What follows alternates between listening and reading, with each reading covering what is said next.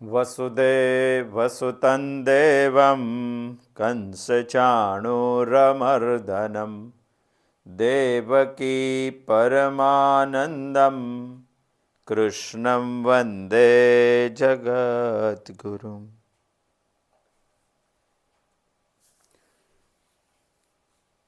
पोष महीना चल रहा है। ये महीने में जीवन को पुष्ट करना है, क्योंकि मक्षर महीना में भगवान ने श्रीमद् भगवद गीता जीवन का परमोच्च तत्व ज्ञान किया है, कहा है। ये तत्वज्ञान को जीवन में लाकर जीवन को पुष्ट करना चाहिए। जीवन को पुष्ट करने के लिए दो बातों की जरूरत होती है इंसान को। एक है तत्व ज्ञान, बीजू है इतिहास। दो बातों के इंसान की जरूरत होती है। इसलिए पुराण काल में ऋषि मुनियों के आश्रम में, तपोवन में, गुरुकुल में दो ही विषय पढ़ाए जाते थे, फिलोसॉफी और हिस्ट्री। तत्वज्ञान जब पढ़ते हैं तभी हमारे मन में कोई चित्र नहीं खड़ा होता है, और हिस्ट्री पढ़ते तभी हमारे मन में कोई चित्र खड़ा होता है। ये चित्र के सहारे तत्वज्ञान हमें जल्दी समझ में आता है। इसलिए दो विषय तो हमें पढ़ना चाहिए।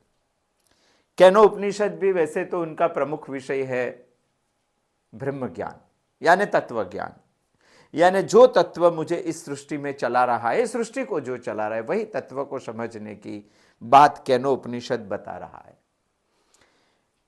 दो खंड में केनोपनिषद ने तत्वज्ञान बताया, ब्रह्म ज्ञान के बारे में बताया, और तीसरे खंड में एक कथानक बताने की शुरुआत की है।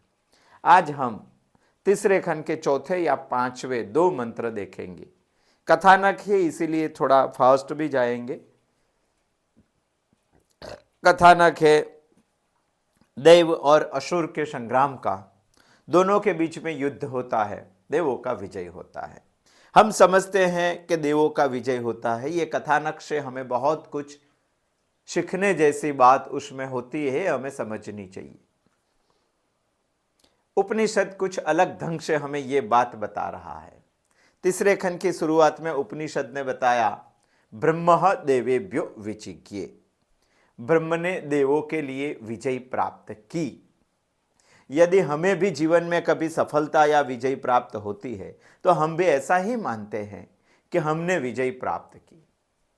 सही माने में ब्रह्मज्ञान को समझना है, उपनिषद को समझना है, क्या उपनिषद के पास जाना है, तो हमें भी ऐसा समझना पड़ेगा कि ये विजय हमने ब्रह्म ने दिलवाई है, हमारे लिए ब्रह्म ने विजय प्राप्त की है, ऐसा हमें समझना पड़ेगा। जैसे ये खंड की शुरुआत वैसे ही होती है। वैसे क्यों होती है, इसके बारे में हमने एक बुधवार को बहुत कुछ सोचा था। ब्रह्म देवेभ्यो विजिज्ञे, ब्रह्म ने देवताओं के लिए विजय प्राप्त की। ये बात हमें दैवासुर संग्राम के कथानक की शुरुआत में ही समझना चाहिए। हमारे लिए एक कथानक है कि हमें भी जब भी कोई सफलता मिलती है तो सोचना चाहिए कि ब्रह्म ने हमें ये दी है। तस्यः ब्रह्मणो विजये देवा अमह्यन्त।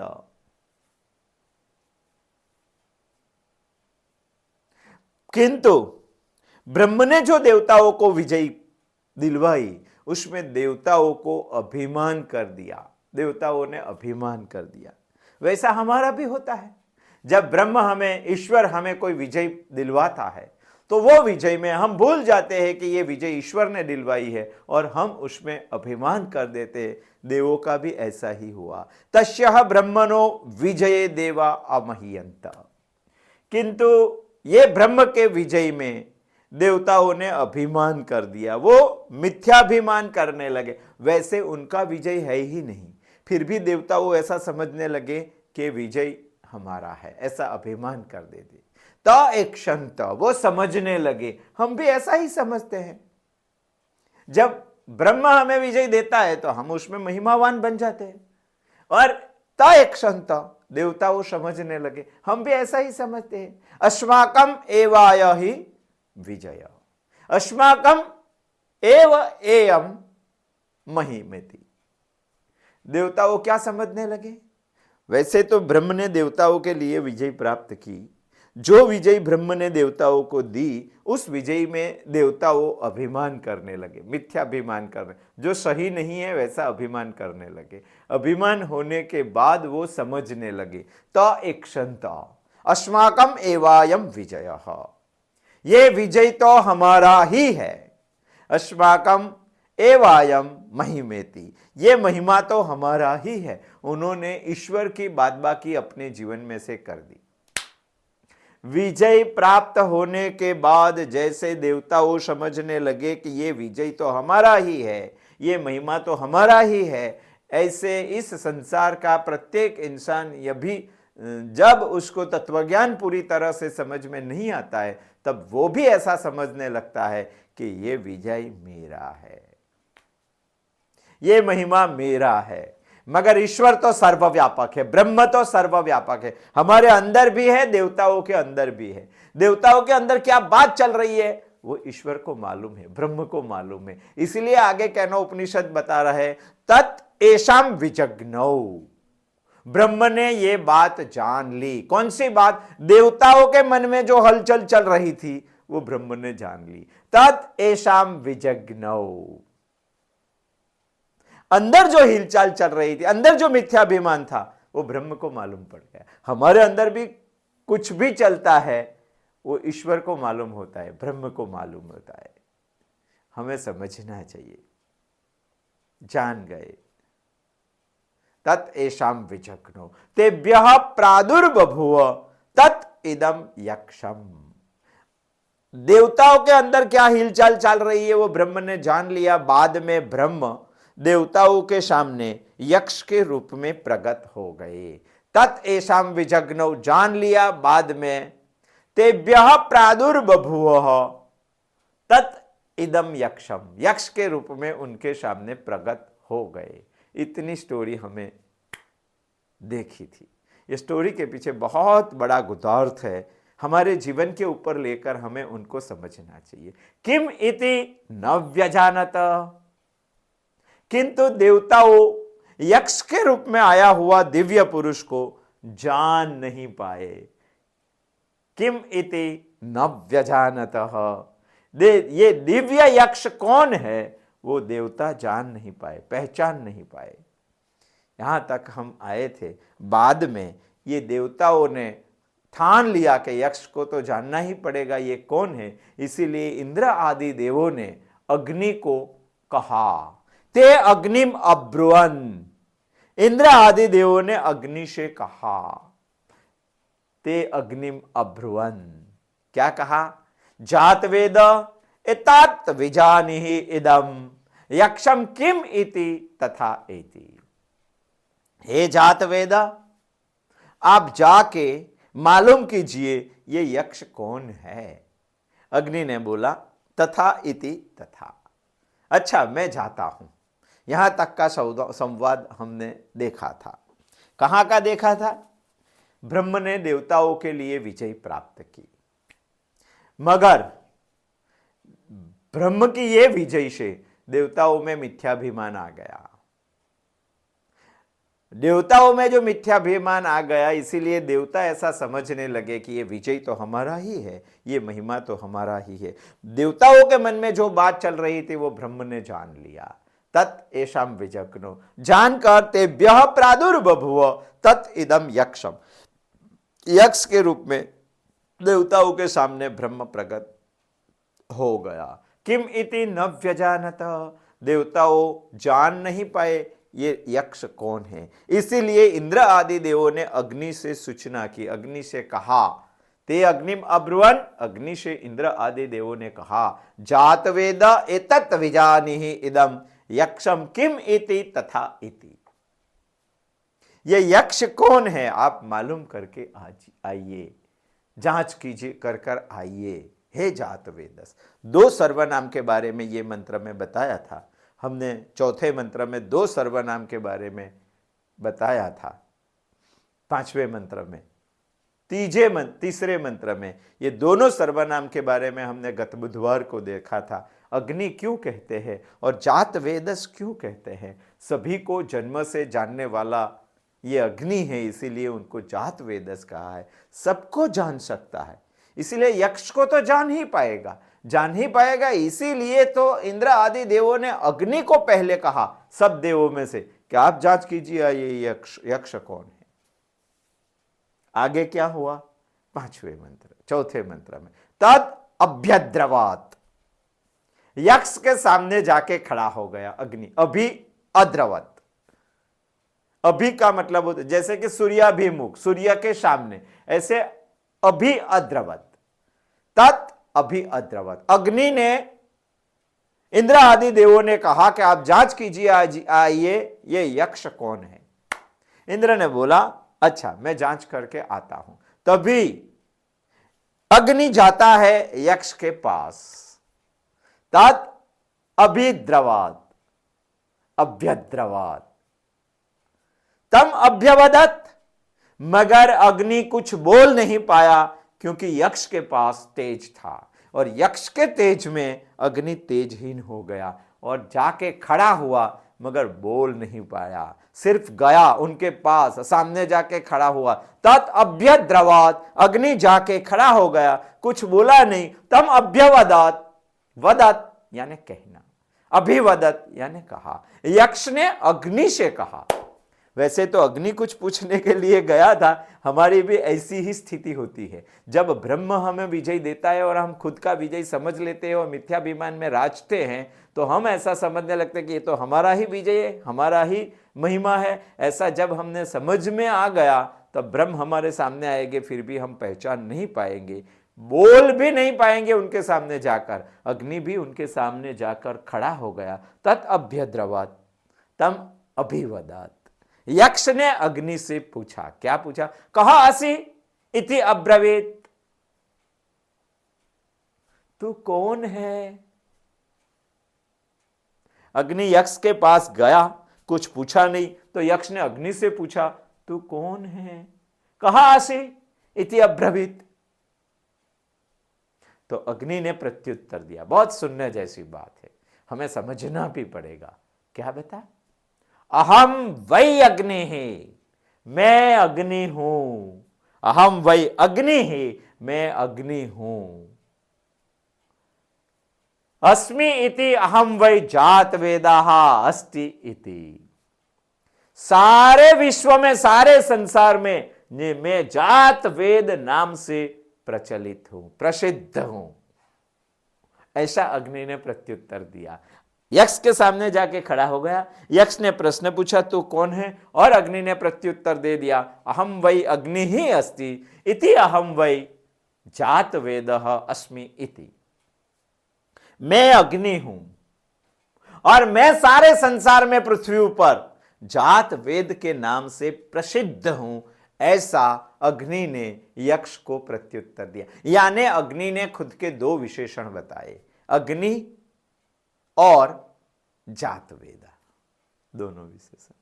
दोनों विशेषण इसीलिए बताया कि मैं आपको जानने के लिए आया हूं, मैं सारी सृष्टि को जान सकता हूं, इसलिए उन्होंने जात वेद नाम दिया। अग्नि ने यक्ष के सामने खुद की पहचान करवा दी, खुद की पहचान बताई, अग्नि और जात वेदा।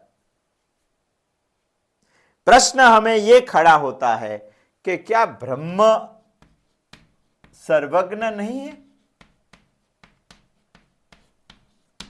यदि ब्रह्म सर्वज्ञ है तो ब्रह्म को मालूम नहीं है कि सामने आया हुआ अग्नि है, ये जात वेदस है, इतना मालूम नहीं है।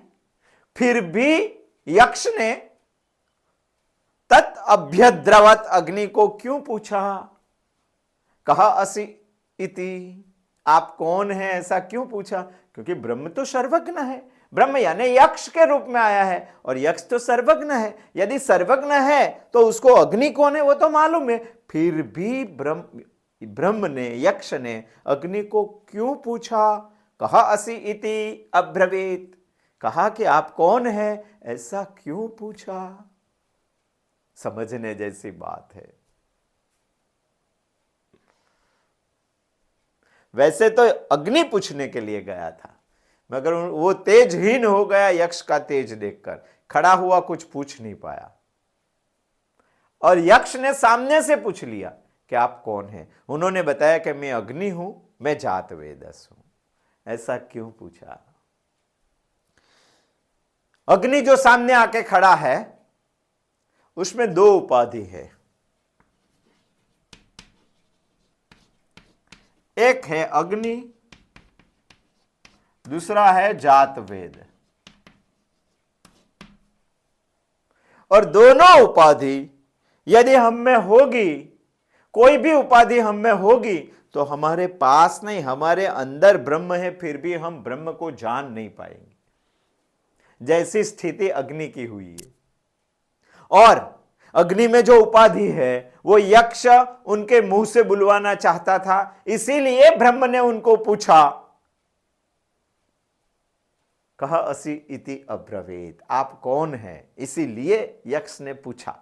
उनको मालूम ही था कि वो अग्नि है, जात वेद से, फिर भी अग्नि उपाधि से सोपाधिक बनकर उनके सामने आया है। यदि वो सोपाधिक बन के आया तो ब्रह्म को नहीं पहचान पाएगा। इसीलिए ब्रह्म ने सर्वज्ञ होने के बाद भी अग्नि को पूछा कि आप कौन हैं? अग्नि ने बता दिया, मैं जात वेदस हूं, मैं अग्नि हूं। उनके मुंह से बुलवाना चाहता था। यदि आप सोपाधिक बोलेंगे तो चाहे कितने भी बड़े ज्ञानी होंगे, आपको ब्रह्म ज्ञान नहीं होगा। वैसे तो एक ही वाक्य ऋषि भी बोलता है, रावण भी बोलता है, दोनों समान ही वाक्य है। तो हम क्या रावण को ब्रह्म ज्ञानी मान लेंगे? समझना पड़ेगा। एको हम न द्वितीयो अस्ति न भूतो न भविष्यति। एको हम न द्वितीयो अस्ति, मैं एक ही हूं, दुनिया में मेरे जैसा कोई नहीं है। न भूतो न भविष्यति, कभी होगा भी नहीं, कभी हुआ भी नहीं, ऐसा रावण बोलता है। मगर उनका जो बोलना है वो सोपाधिक है। यदि सोपाधिक आ गया तो उसको ब्रह्म ज्ञान नहीं होगा। वही वाक्य हमारा ऋषि भी बोलता है, एको हम न द्वितीयो अस्ति न भूतो न भविष्य, मैं एक ही हूं, दुनिया में कभी हुआ नहीं है मेरे जैसा, कभी होगा नहीं, मैं एक ही हूं, न भूतो न भविष्यति। मगर ऋषि सोपाधिक नहीं बोलता है तो समझ लेना उसको ब्रह्म ज्ञान है, वो ब्रह्म को पहचान पाएगा। रावण नहीं पहचान पाएगा, क्योंकि रावण का जो सेंटेंस है वो ऋषि जैसा ही है मगर सोपाधिक है। जैसे कि हम कई बार बोलते हैं, मैं शरीर इंद्रिय मन बुद्धि हूं, ये सोपाधिक है। यदि आपका ये सोपाधिक सेंटेंस आप मानने लगे, जानने लगे, बोलने लगे, तो आपको ब्रह्म विद्या का ज्ञान नहीं होगा। वास्तव में आप है क्या? आप बोलने लगे कि मैं शरीर इंद्रिय मन बुद्धि हूं, ये तो मिथ्याभिमान है, मिथ्या ज्ञान है। वास्तव में आप चैतन्य स्वरूप, चैतन्य आत्मा स्वरूप आप है, ये आप जानते नहीं है, और शरीर इंद्रिय मन बुद्धि को आप मानते हैं। इसीलिए ब्रह्म विद्या कल्पित उपाधि जिन्होंने आरोपित की है वो किसी को ब्रह्म विद्या प्राप्त नहीं होगी। ये कथानक केनो उपनिषद हमें बता, ब्रह्म विद्या क्या है वो तो उन्होंने 2 खंड में समझा दिया, मगर अभी कैसे होगी, सोपाधिक से नहीं होगी, वो केनो उपनिषद ने बताना है। मैं शरीर इंद्रिय मन बुद्धि हूं, ये सब मेरी उपाधि है। वास्तव में चैतन्य स्वरूप में आत्मा हूं, ये मेरा सही ज्ञान है। मैं अग्नि हूं, मैं जात वेदस हूं, वास्तव में वो सोपाधिक है। और जब तक सोपाधिक होगा तब तक वो यक्ष को नहीं पहचान पाएगा, नहीं पहचान पाएगा। 2 विशेषण बता दिया, मैं अग्नि हूं, सारी दुनिया में जात वेदस से मैं प्रसिद्ध हूं, ये 2 विशेषण बताए। हम भी कई कई बार 2 विशेषण बताते हैं। जब नजदीक हमें कोई पहचानता है तो हम हमारे खुद के नाम से उनको बताते हैं कि मैं ये हूं। मगर सोचो, आप यहां से ये देश छोड़ के विदेश में पहुंच गए तो आपको नाम से कौन पहचानता है? अग्नि से कौन पहचानता है? तो आपको आपका प्रसिद्ध नाम बताना पड़ेगा। आप परदेश में जाएंगे, ये देश से अलावा और कोई देश में जाएंगे, तो आपको बताना पड़ेगा मैं भारतीय हूं, ये आपके लिए प्रसिद्ध है। इसीलिए अग्नि बताकर अग्नि ने जात वेदस भी बताया, वो सारे दुनिया में प्रसिद्ध वही नाम से है। इसीलिए हम भी जैसे विदेश जाते, हम भी भारत में कोई और हिस्से में जाते, प्रांतों में जाते हैं, तो उधर हमारा नाम नहीं चलता है, उधर हमें बताना पड़ेगा हम गुजरात से हैं। मगर यदि आपका नाम ही दुनिया में प्रसिद्ध है तो आप नाम से भी पहचान करवा सकते हैं। जैसे कि मैं पवन पुत्र हनुमान हूं, सारी दुनिया आपको जानती है। मैं राम भक्त हनुमान हूं, सारी दुनिया आपको जानती है। पूरे संसार में प्रसिद्ध नाम है, उससे बताना पड़ता है। इसीलिए अग्नि ने यक्ष के सामने जाके खड़ा हो गया, वो कुछ बोला नहीं। यक्ष ने सामने से पूछा और यक्ष ने सामने से पूछकर अग्नि को बताया, कहा असि अस्ति, आप कौन है। तभी अग्नि ने दो विशेषण बता दिया। वैसे सोचेंगे तो अग्नि ने खुद की प्रशंसा कर दी है। खुद की प्रशंसा यानी हमारे कल्चर में उनको आत्मश्लाघा कहते हैं। आत्मश्लाघा समझना चाहिए। उपाधि का अज्ञान, इसीलिए अग्नि चाहे कुछ भी कर ले, यक्ष को नहीं पहचान पाएगा, यक्ष को नहीं पहचान। फिर भी यक्ष अग्नि को कुछ आगे पूछता है। पहले तो पूछ लिया आप कौन है, उनका प्रत्युत्तर अग्नि ने दे दिया, मैं अग्नि हूं, जात वेदस हूं। तस्मिन् त्वयि किम वीर्यम, दूसरा प्रश्न पूछ लिया, आपका सामर्थ्य क्या है। दूसरा प्रश्न मंत्र 5, यक्ष ने पूछ लिया तस्मिन् त्वयि किम वीर्यम। यक्ष ने अग्नि से यह पूछा नाम पूछने के बाद कि आपका सामर्थ्य क्या है, और अग्नि ने खुद का सामर्थ्य भी बता दिया। क्या बता दिया, इति अपि पृथिव्याम, इति अपि पृथिव्याम यत् इदम सर्वम दहमेव दहेवम इति। क्या बता दिया, पृथ्वी ऊपर जो जो चीज है, चराचर जो जो चीज है, वो सभी चीज को मैं जला सकता हूं। वीर्यम सामर्थ्य बताया।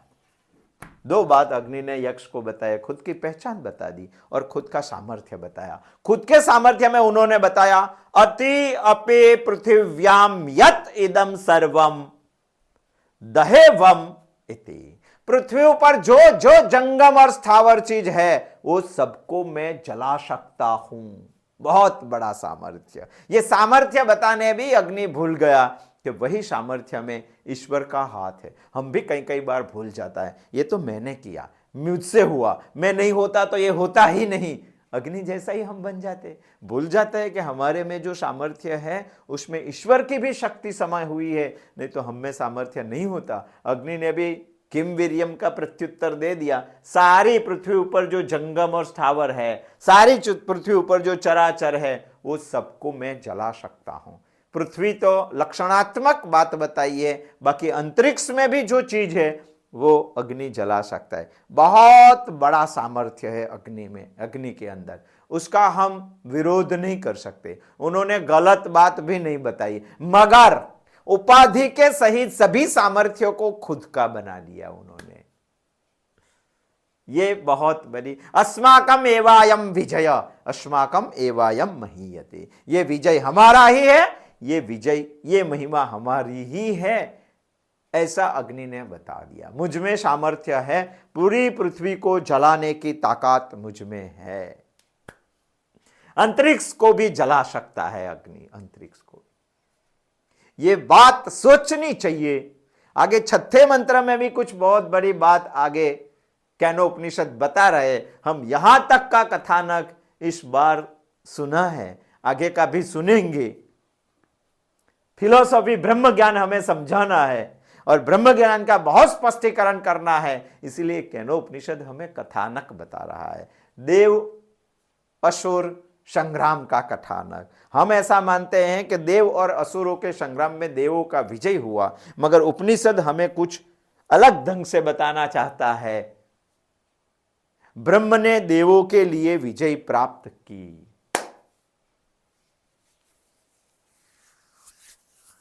और ब्रह्म ने जो विजय देवों को दी, उससे देवों को मिथ्याभिमान हो गया। देव समझने लगे ये हमारा ही विजय है, ये हमारी ही महिमा है। और देव के अंदर जो ऐसी गड़बड़ी चल रही थी वो ब्रह्म को मालूम हो गई। इसीलिए ब्रह्म देवों की सभा में दिव्य यक्ष के रूप में प्रकट हो गए, मगर ये यक्ष को कोई देव समझ नहीं पाया। इसीलिए इंद्र आदि देवों ने अग्नि से कहा, हे जात वेदस, आप जाके मालूमात कीजिए ये यक्ष कौन है। अग्नि ने बोला तथास्तु। अग्नि यक्ष के सामने गया, मगर अग्नि कुछ बोल नहीं पाया, क्योंकि यक्ष का भी बहुत बड़ा तेज था। इसीलिए यक्ष ने सामने से अग्नि को प्रश्न पूछा, तत् अभ्यद्रवात तभ्य वदात। यक्ष ने सामने से अग्नि को प्रश्न पूछा, आप कौन है। अग्नि ने बताया, मैं अग्नि हूं, सारी दुनिया में मैं जात वेदस से प्रसिद्ध हूं। इतना संतुष्ट न होने के बाद यक्ष ने फिर से पूछा, किम आप वीर्यवान क्या है, किम वीर्यम, आपके सामर्थ्य क्या है। तब अग्नि ने बताया कि ये पृथ्वी के ऊपर जितने जितने भी जड़ और चराचर चीज है, स्थावर और जंगम है, वो सबको मैं जला सकता हूं, ये मेरा सामर्थ्य है। ये सब यक्ष को मालूम होने के बाद भी यक्ष ने अग्नि को सामने से पूछा, क्योंकि यक्ष ऐसा जानना चाहता है कि अग्नि में कितना सोपाधिक रूप छुपा हुआ है। ये सब उपाधि को समझने वाला दुनिया में कभी भी ब्रह्म का ज्ञान नहीं प्राप्त कर सकेगा। इसीलिए अग्नि में भी सोपाधिक है। जैसे मैं शरीर, इंद्रिय, मन, बुद्धि हूं, वैसे अग्नि में भी सोपाधिक रूप है, और सोपाधिक वाला कभी भी ब्रह्म को जान नहीं पाएगा। इसीलिए अग्नि यक्ष को जान नहीं पाएगा। आगे क्या होता है, आने वाले बुधवार को आएंगे, इसके बारे में कुछ डिटेल से हम देखेंगे। मंत्र 6। अस्तु। जय श्री कृष्ण।